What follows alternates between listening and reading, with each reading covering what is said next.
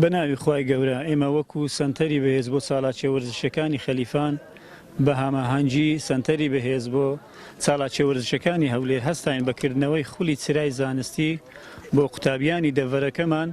دەڤەری خەلیفان قوتابیانی تەمەن 15 ساڵ و بەرەو خواردتر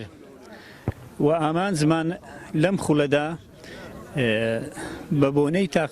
پشووی تاقیکردنەوەی خولی وەرزی یەکەمی ساڵ بوو بۆ قوتابیان و ئامانجمان سووربینین و لەزەت وەرگرتنی قوتابیانی وەرزش دۆست بۆ ئەم خولە بوو و لەم خولەدا 25 ڕۆژی خایاند و 9 تیپ بەشدار بوون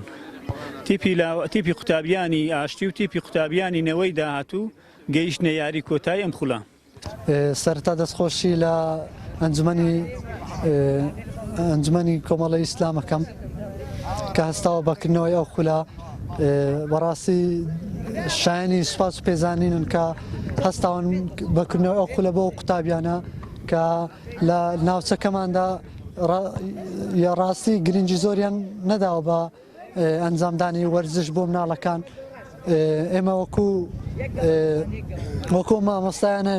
بە تایبەت وەکو مندەڕیبێک کە من بەشداریم کردووە دەستخۆشیان لێ دەکەم کە سەرکەوتوانم ئینشاڵڵا هەردەم سەرکەوتوو دەبن.